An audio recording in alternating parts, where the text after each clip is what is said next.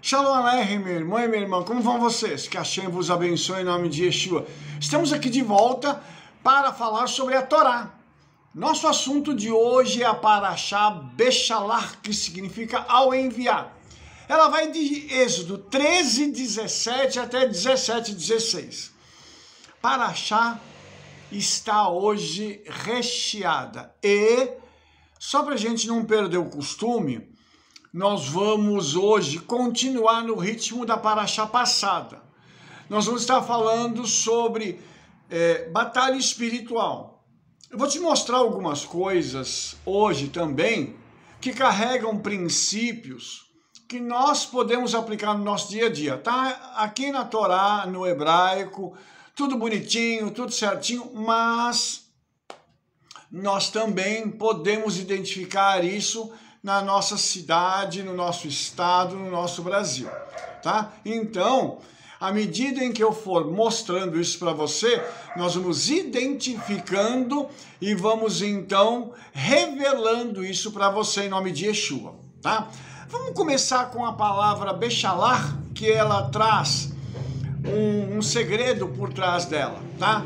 Primeira coisa é que a palavra Beshalach, ela tem início com a letra Beit. Óbvio, né? A letra Beit equivale ao número 2. E depois nós temos Halash, que significa fraco. Ou seja, existem duas ocasiões em que Israel mostrou fraqueza. Quando eles estavam para passar pelo Yam Suf, o Mar Vermelho, e depois nas águas, quando eles foram tentados, e eles acabaram pedindo água, e acabaram pecando contra o Eterno. Então, nesses dois momentos, a palavra Beshalach, ela vai falar sobre isso. A Parashá Beshalach, ela vai falar sobre isso dentro da própria palavra em hebraico. E aí, a gente tem também umas coisas assim bem bacanas aqui na Parashá. E quando nós falamos sobre Torá, nós vamos depois conectando, né?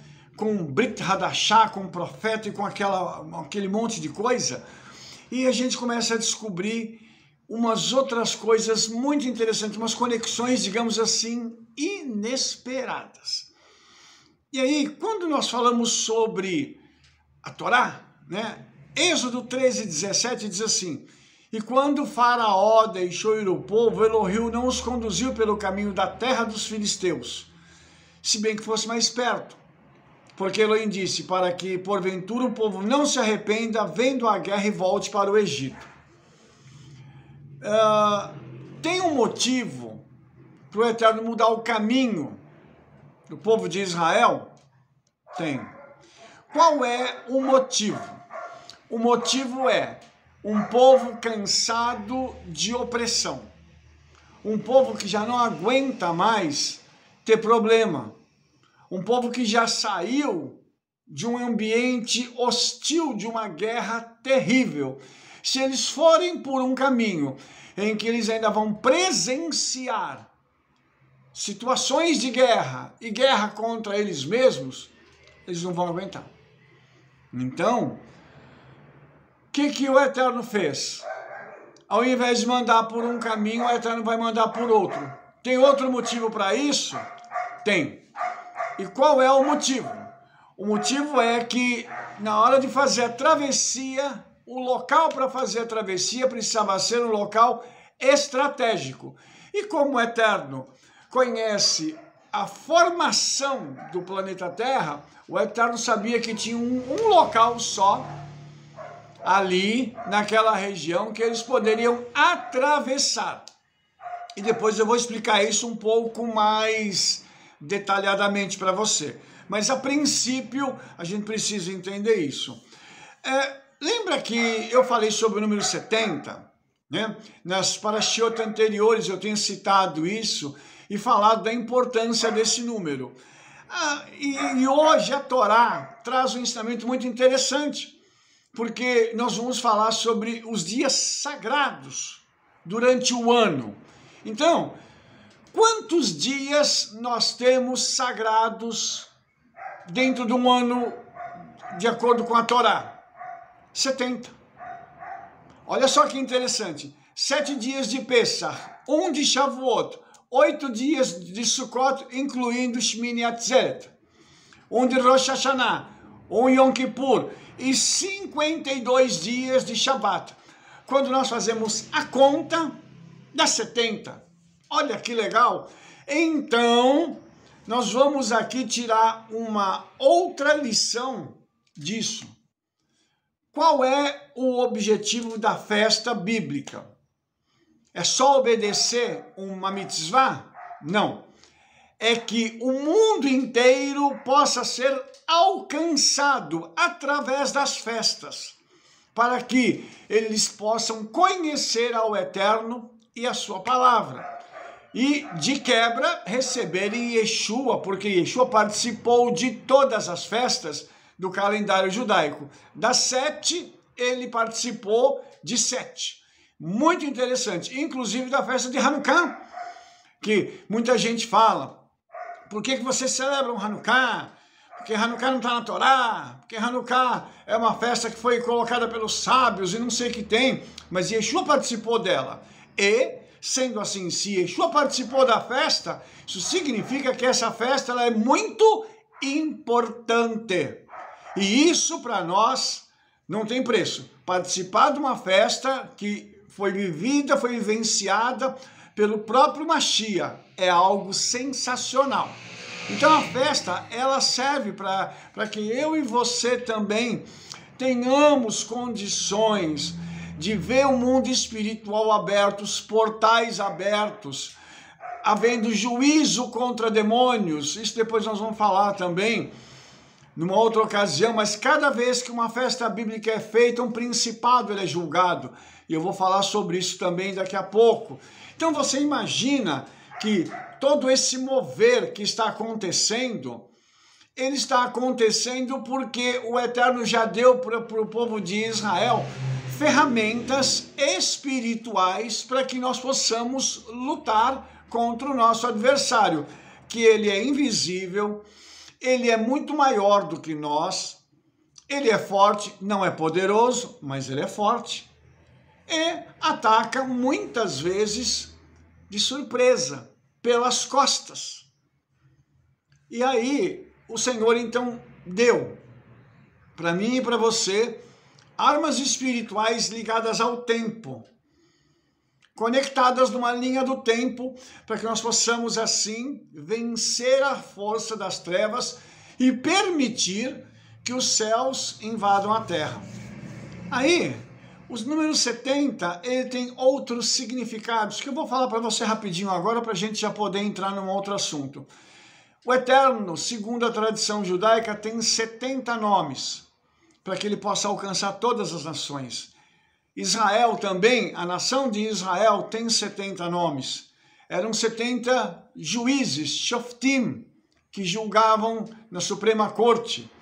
Tem 70 nomes da cidade de Jerusalém. Temos os 70 anos do rei David, simbolizando também o reinado do Mashiach, que é um reinado de plenitude, é um reinado para todas as nações. Por quê? Porque, segundo a tradição judaica, um dos nomes do Mashiach é David.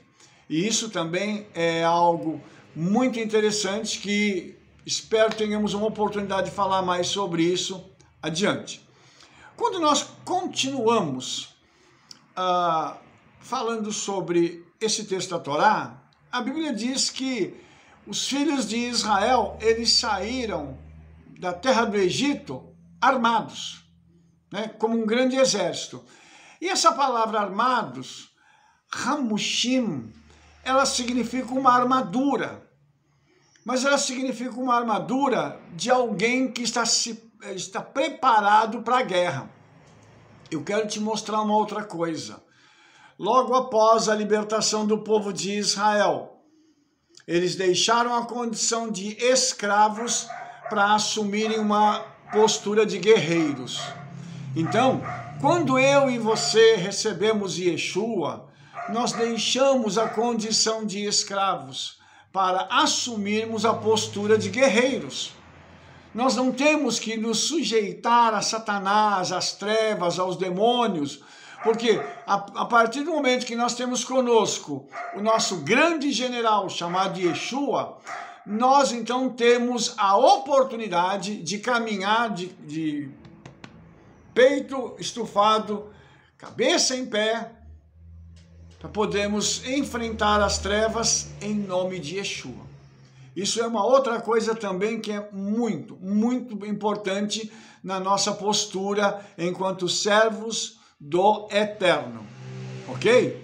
Então, continuando a nossa paraxá, a Torá diz que aconteceu algo também muito interessante, que em Êxodo 13, 21 está escrito assim: e o Eterno ia adiante deles, de dia, numa coluna de nuvem para os guiar pelo caminho, e de noite numa coluna de fogo para os alumiar, a fim de que caminhassem de dia e de noite. Vamos fazer algumas considerações aqui. Eram 600 mil homens. Se faz um cálculo que eram 2,5 milhões de pessoas, tem outro cálculo que diz que eram 3 milhões. Ótimo. Esse texto diz que o Eterno ia diante deles. Tá? Isso aqui, você vai ver que isso é uma figura do Mashiach, porque o Eterno não sairia do seu trono para poder vir e estar com os filhos de Israel. Então, a tradição rabínica diz que o Mashiach, ele é o tetragrama menor, e que ele esteve com o povo de Israel na sua caminhada rumo a Canaã. Então aqui a gente entende que isso aqui é um texto que fala sobre o Mashiach. O Mashiach estava indo com ele, com o povo. E aí ele se apresentava de dia como uma coluna de nuvem, uma cobertura, e à noite como uma coluna de fogo, para poder fazer com que eles caminhassem de dia e de noite. Se você ouviu a frase que eu disse, é uma frase complicada. E por que ela é complicada? Porque não tinha só 600 mil homens, tinha mulheres, crianças, idosos e animais. E a pergunta é: como todo esse povo caminharia de dia e de noite sem parar? De onde viria para eles a força para fazerem isso? Eles estariam sendo movidos só por aquele medo, por aquele temor de serem pegos pelos egípcios? Ou havia mais alguma coisa por trás disso? Eu vou deixar aqui a minha sincera opinião. A presença do Senhor entre eles trazia aquela unção de fortalecimento. Então eles estavam caminhando e não estavam sentindo qualquer dificuldade para andar, ainda que eles andassem de dia, de noite, porque eles não estavam tendo esse problema de dizer assim: eu estou cansado, eu preciso sentar aqui e descansar. Porque a presença do Senhor ali fez com que eles não tivessem necessidade de descansar. É como se o corpo deles, a alma, o espírito, o conjunto todo, estivesse sendo tocado de uma forma tão sobrenatural que eles tivessem uma força e um vigor muito além do que eles precisavam para poder fazer essa caminhada e escapar dos egípcios. E aí, chega num determinado momento em que eles vão ouvir uma palavra do Senhor, em que o Senhor vai dizer assim: fala aos filhos de Israel que se voltem e acampem diante de Pi-Hairot, entre Migdol e o mar, diante de Baal-Tsefon. Em frente dele assentareis o acampamento junto ao mar. Então Faraó dirá dos filhos de Israel: eles estão embaraçados na terra, o deserto os prendeu, os encerrou. Eu endurecerei o coração de Faraó e ele os perseguirá. Glorificar-me-ei em Faraó e em todo o seu exército, e saberão os egípcios que eu sou o Eterno. Eles fizeram assim. Quando, pois, foi anunciado ao rei do Egito que o povo havia fugido, mudou-se o coração de Faraó e dos seus servos contra o povo, e disseram: que é isso que fizemos? permitindo que Israel saísse e deixasse de nos servir. Por que que esse texto aqui, por que que ele é muito significativo? Porque aqui tem um princípio de batalha espiritual, eu vou te mostrar agora. Em português, nós lemos o texto e dizemos assim, não tem nada de especial aqui, só que em hebraico nós temos Pi Hahirot, que é o local diante do qual eles vão se acampar. Pi Hahirot, traduzido do hebraico, é a Foz da Liberdade, ou Baía da Liberdade. Ou seja, já havia um indicativo profético que eles consolidariam a liberdade deles ali.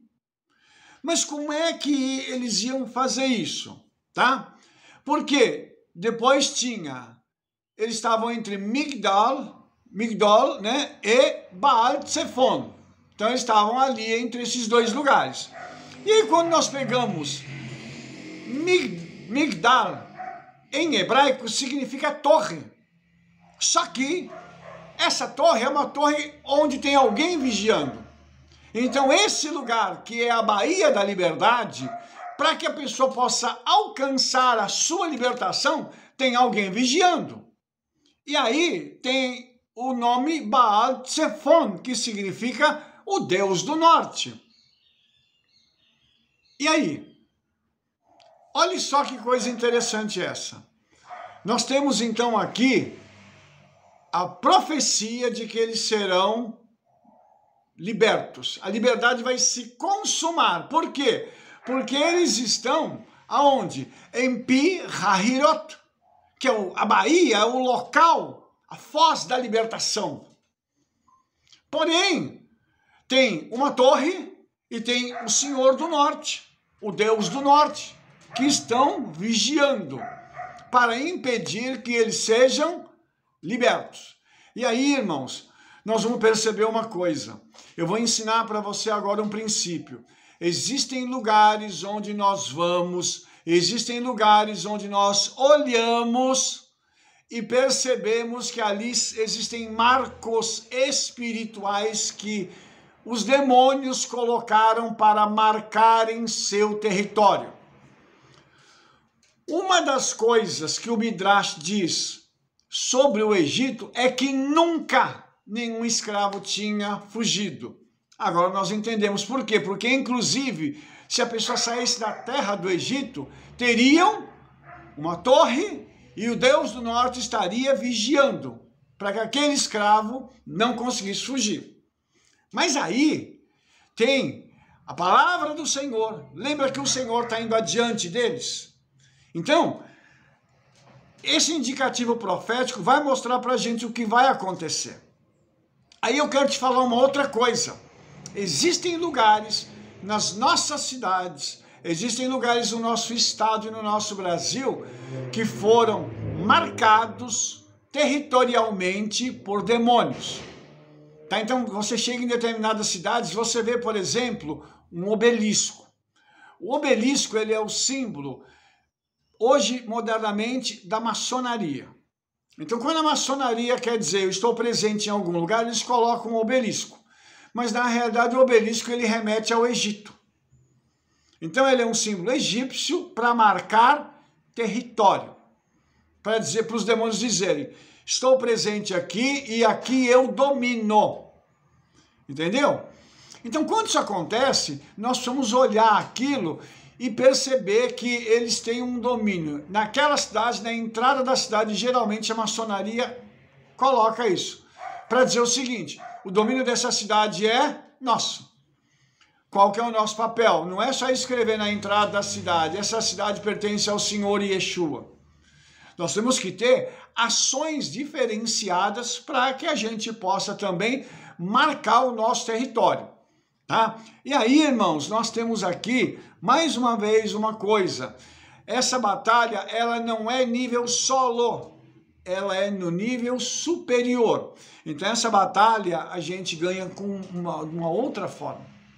Tá? Então, essa batalha vai se ganhar com muito jejum, muita oração, com muito clamor, com atos proféticos que vão ser feitos para que esses demônios eles sejam arrancados da sua posição, espiritualmente falando.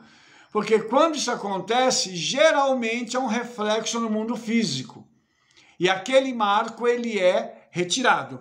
E eu tô citando esse, mas existem outros marcos que se colocam em vários lugares, inclusive em prédios, onde tem marcas, tem símbolos. Então a gente precisa só ficar atento para isso, para a gente poder perceber e ver que os demônios eles marcam o território deles. Por isso as nossas igrejas, as nossas congregações, as nossas sinagogas, elas precisam ter os marcos para poderem dizer, aqui o domínio é nosso. E a nossa oração, o nosso jejum também precisa estar presente para que a nossa presença ela faça assim, empurre as trevas para longe, ao invés das trevas nos oprimirem, tá? Então, aí a gente tem aqui uma outra coisa também, a presença de Yeshua num outro texto aqui, Êxodo 14, 13 e 14 diz assim, Moshe, porém, disse ao povo, não temais, estai quietos e vede o livramento do Eterno, porque os egípcios vieram para poder matá-los naquele lugar onde eles estavam encaixotados, né? E aí, ele diz o seguinte, porque os egípcios que hoje vistes, nunca mais tornareis a ver. O Eterno pelejará por vós e vós vos calareis. Então, quando a palavra diz aqui que haveria um livramento do Eterno, a palavra livramento aqui em hebraico é Yeshua. Ou seja, o Yeshua do Eterno vai agir e vai fazer o quê? Vai pelejar por vocês. E vocês não vão dizer uma palavra, porque não vai ser necessário. Porque o Senhor vai entrar para poder fazer com que essa luta, esse combate seja executado primeiro a nível espiritual, para depois isso se consolidar a nível físico. Muito importante isso, porque a partir desse momento nós temos uma situação na qual vai ser necessária a participação de Moshe e dos israelitas. Quando eles chegam diante do mar, eles estão encurralados, porque o mar está à frente, eles estão numa praia e nessa praia tem uma entrada da praia, que é um corredor formado por montanhas. Então você imagina que eles chegaram no lugar onde realmente não havia saída. E aí, Moshe fala para o Eterno, o que eu faço agora? O que eu vou agora? Qual vai ser minha atitude nesse momento em que eu estou me sentindo pressionado e encurralado? Não dava para eles alugarem um avião e sair voando ali. Ou mesmo um helicóptero. Já não dava. Então, era muita gente para pouca aeronave, né? E aí ele diz assim, Êxodo 14, 15, tem uma instrução do Eterno. Então disse o Eterno a Moshe, por que clamas a mim? Diz aos filhos de Israel que marchem. Essa palavra marchar em hebraico, nassá, ela significa remover, pôr-se a caminho, ir em frente, fazer uma viagem. Então esse verbo ele é empregado em referências àqueles que se foram para uma cidade próxima. Ou seja, o que o Senhor está dizendo para ele usando esse termo em hebraico? Continua a viagem. Não para a viagem porque vocês vão chegar na próxima cidade.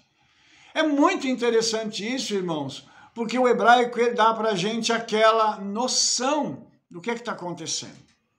E aí, nós vamos ver agora uma outra coisa ligada com a derrota aos principados, aos demônios que estão vigiando o local. Agora, como é que eles vão ser derrotados? Há uma palavra do Senhor, agora o que acontece é o seguinte, o Eterno fala para ele assim, e tu levanta a tua vara e estende a tua mão sobre o mar e fende-o, para que os filhos de Israel passem pelo meio do mar em seco. Agora tem a postura do profeta. Novamente, eu quero dizer para os irmãos que não há como realizar algo sem a manifestação de um homem de Deus, de um profeta.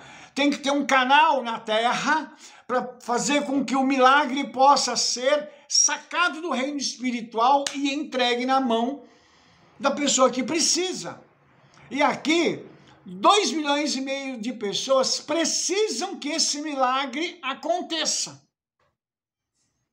Entende o tamanho da responsabilidade de Moshe? Então Moshe agora vai ter que ter uma atitude completamente diferenciada e pela fé.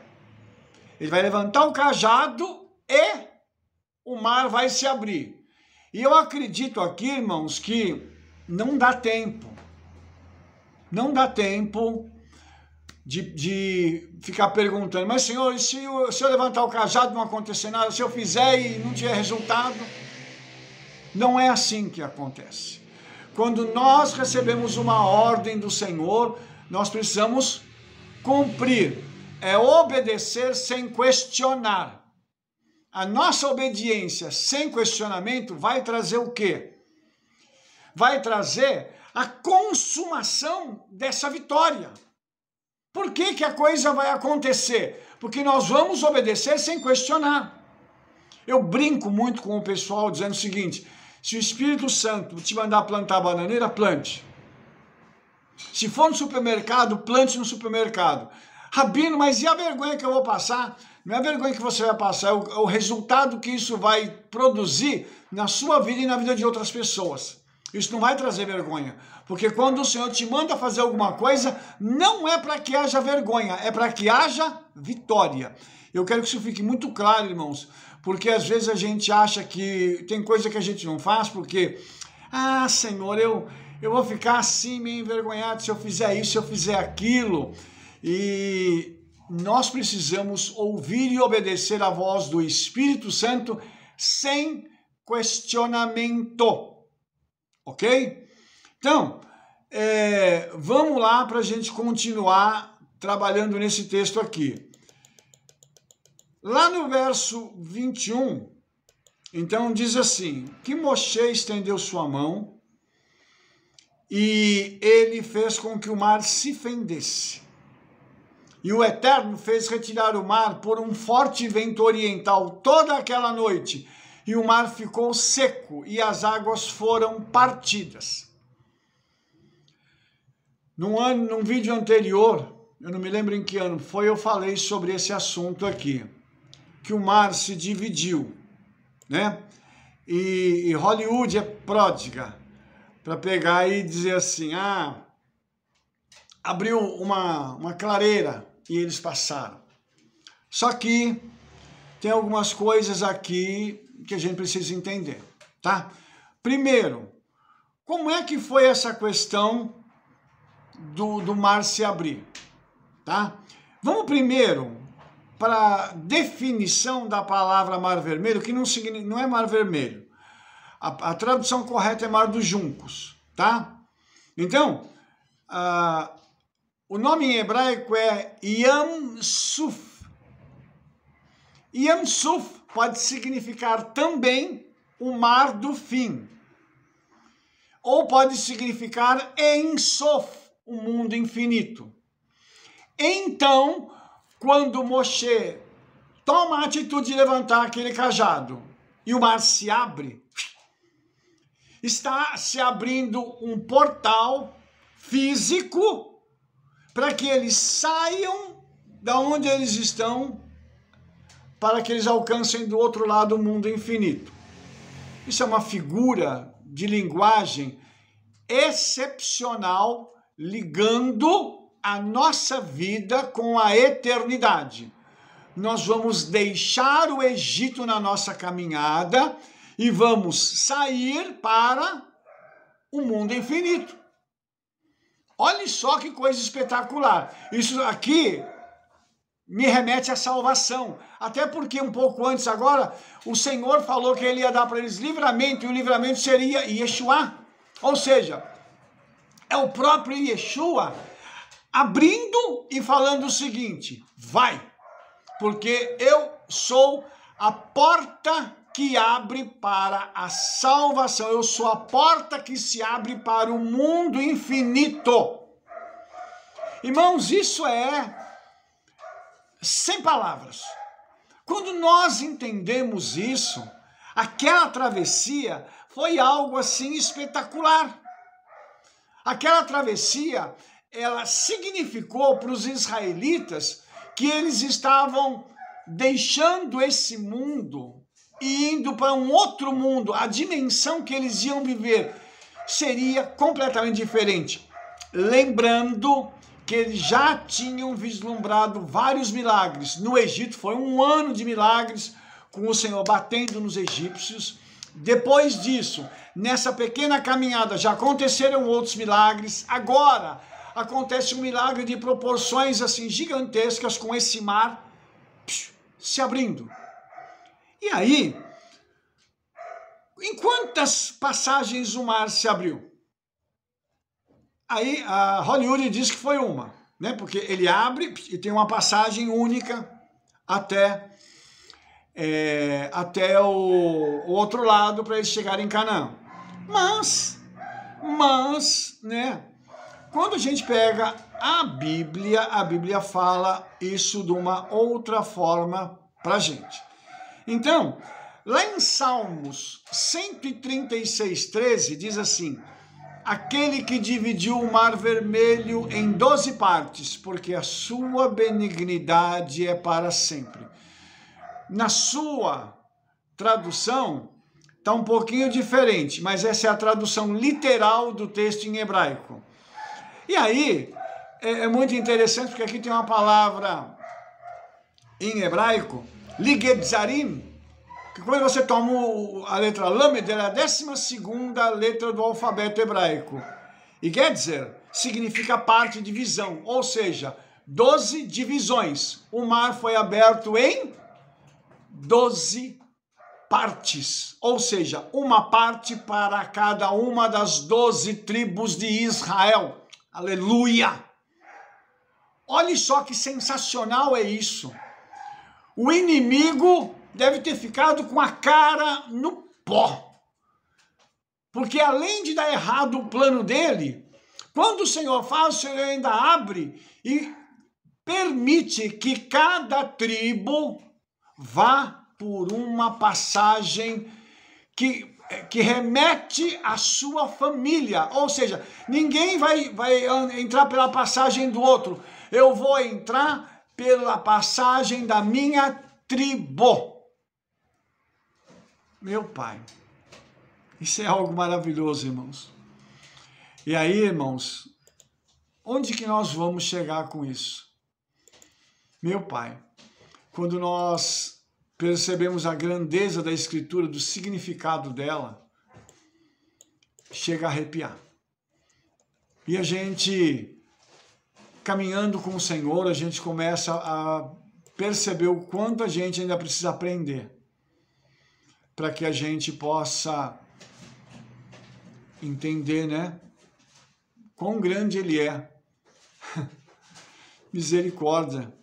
Ou seja, a Torá está apontando já para o fim, para uma redenção final que vai acontecer. E isso é algo assim que é inimaginável.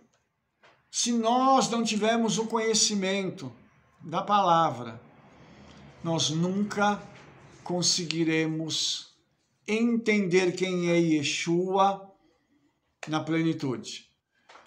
Qual é a conexão desse momento com a Brit Hadashah? Está lá no livro de Apocalipse, no capítulo 21, tá? E o verso 12 diz assim, falando sobre a Hadashah Yerushalayim, a Nova Jerusalém.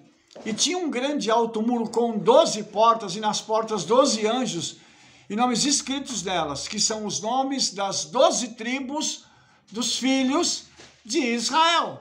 Ó, isso significa que a Hadashah Yerushalayim, a Nova Jerusalém, será habitada pelas 12 tribos dos filhos de Israel. Aleluia! Ou seja, o que nós temos aqui é uma outra questão muito interessante. Você, meu querido, que é crente, você, minha querida, que é crente, se você for examinar a sua vida através do seu sobrenome, para você conhecer suas origens, você vai descobrir uma coisa. Você é de origem judaica. Por isso, você vai poder entrar por essas portas aqui através da porta da sua tribo. Ah, Rabino, mas qual que é a sua tribo? Eu ainda não sei. Mas o que eu sei é que nós vamos entrar pelas nossas tribos. A porta que nós usaremos será a porta das nossas tribos. E nesse instante, irmãos, nós vamos ter uma outra revelação muito tremenda. Na Nova Jerusalém, acabaram-se os problemas. Acabou tudo. A entrada para o mundo infinito foi consumada. E é isso que vai acontecer. E olhe que o que estava acontecendo na Paraxá, lá no livro de Êxodo, é que eles estavam fugindo das trevas, assim como nós. Hoje, nós estamos aqui passando por um mundo de perseguições, de agruras, de problemas, de lutas, tentações, porque nós estamos a caminho da Nova Jerusalém. E agora, nós estamos tendo a oportunidade de colocar a nossa vida em linha com a palavra do Eterno. E entender o seguinte, lá houve uma batalha espiritual em que as trevas foram vencidas e a vitória do Mashiach sobre as trevas permitiu então que o povo atravessasse o Yam Suf, o mundo infinito, né? O caminho para o mundo infinito, para poder alcançar a Hadashah Yerushalayim. É algo excepcional. Então, é esse o trabalho que o Mashiach tem feito nos nossos dias, o nosso querido Yeshua. E isso tem permitido que eu e você possamos nos acomodar com a nossa vida, aguardar, porque sabemos que a nossa redenção final se aproxima. Hoje, nós já estamos trabalhando a nossa redenção. Hoje, nós já estamos trabalhando dia a dia para mantermos a nossa salvação. Então, nós estamos obedecendo, lendo a palavra, orando, jejuando, estando em comunhão com os nossos irmãos nas nossas congregações judaico-messiânicas, sinagogas, igrejas. Para quê? Para a gente poder manter a nossa salvação e buscando sempre vencer a tentação em nome de Yeshua. Então, aqui, nós vamos ver que aquela luta de Israel chega a um bom termo. A batalha espiritual deles, ou pela qual eles passaram, agora vai terminar. E quando eles chegam do lado de lá, o mais gostoso é que eles vão ver o final, a consumação dessa batalha. E qual será essa consumação? Moshe ergue o seu cajado de novo e os egípcios que vieram atrás deles pelo mar, as águas vão se fechar sobre eles e eles vão morrer afogados. E mais uma vez as riquezas do Egito que estavam nas carruagens vão para o lado dos israelenses. E lá eles vão terminar de saquear o Egito. Ou seja, não vai ficar nenhuma riqueza que não seja entregue, restituída a nós e ao nosso povo Israel. E para mim finalizar, eu gostaria de te mostrar ainda uma outra coisa. Como é que terminou isso? Miriam pega um tamborete, chama as mulheres e elas começam a dançar e cantar de alegria. O que é que está esperando por nós na eternidade? Um banquete, Seudá Mashiach, o jantar do Mashiach, onde nós vamos pular, dançar e nos alegrar diante do Senhor. Eu imagino a alegria dos Malachim HaKedoshim, os anjos, que nos receberem naquele lugar, por vermos selada a nossa vitória, e eles se alegrando conosco, porque eles fizeram o trabalho deles bem feito, e conseguiram livrar a gente das mãos de Satanás, para que a nossa vitória se tornasse plena. Isso, irmãos, se eu pego a Paraxá e coloco ela em linha com aquilo que vai acontecer, nós estamos então tendo um casamento perfeito entre Torá e Brit Hadashah. E naquele dia, a festa será grande, assim como foi com os israelenses. A nossa festa no Olam Rabá será grande. E nós vamos poder olhar para Yeshua, a quem nós tanto amamos, o nosso querido Rabino Yeshua. Vamos pular no pescoço dele, abraçar, dar um beijo nele e dizer assim: ó Senhor, que gostoso poder estar de volta aqui contigo. Eu espero que você não perca esse momento. Batalhas espirituais, lutas, todos nós vamos ter. Mas o nosso consolo, o nosso conforto é que nós estamos aqui para vencermos, porque ao nosso lado está o campeão dos campeões, o nosso querido Yeshua Mashiach. E eu tenho certeza que você vai receber a sua vitória e nós vamos passar por essas dificuldades e chegar do outro lado vitoriosos, vencendo principados e potestades, identificando o mal e dando a eles o que eles merecem. A nossa obediência que julgará a sua desobediência e trará a nossa vitória em nome de Yeshua. Amém, amém. Se você gostou desse vídeo, dê um like, clique no sininho aí, favorite e clique no sininho para você receber todas as nossas recomendações. Sabe por quê? Porque nós vamos nos ver no nosso próximo vídeo. Um beijo no coração, que o Hakadosh Baruch Hu te abençoe. Shalom, shalom, shavuot.